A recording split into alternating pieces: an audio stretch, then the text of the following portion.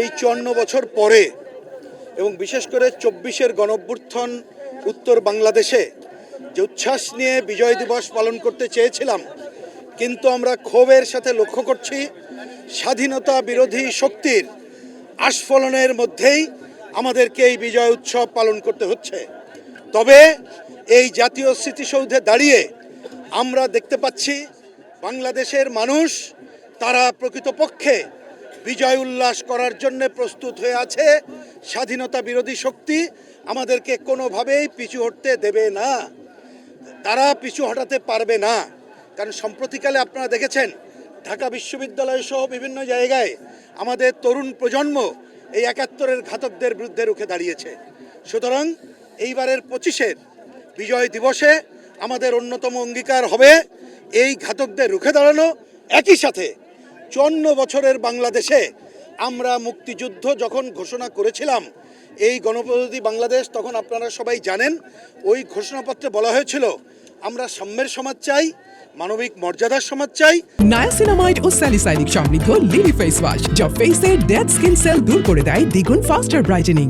সামাজিক ন্যায় বিচারের সমাজ চাই। ৭২-এর সংবিধানে অনেক ত্রুটি ছিল, কিন্তু যে মূলনীতি তার অন্যতম গণতন্ত্র, ধর্মনিরপেক্ষতা এবং সমাজতন্ত্র ছিল, অর্থাৎ গণতান্ত্রিক অসাম্প্রদায়িক সাম্যের বাংলাদেশ চাই।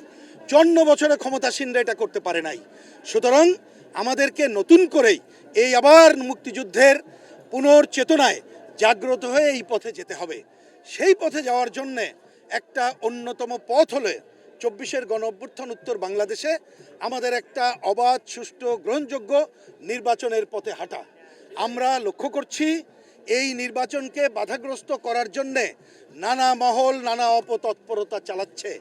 আমরা আজকের এই বিজয় দিবসে সরকারকে, নির্বাচন কমিশনকে, মুক্তিযুদ্ধের পক্ষের রাজনৈতিক দলগুলোকে এবং সচেতন দেশবাসীর প্রতি আহ্বান জানাবো যে মুক্তিযুদ্ধের বাংলাদেশ যাতে পথ না হারায়, এজন্য আসেন মুক্তিযুদ্ধের চেতনাকে জাগ্রত রেখে ৯০ এবং ২৪-এর গণঅভ্যুত্থানের আকাঙ্ক্ষাকে সামনে নিয়ে আগামীতে ফেব্রুয়ারিতে যথাসময় যাতে অবাধ গ্রহণযোগ্য নির্বাচন হয় সেই পথে আমরা এগিয়ে যাই।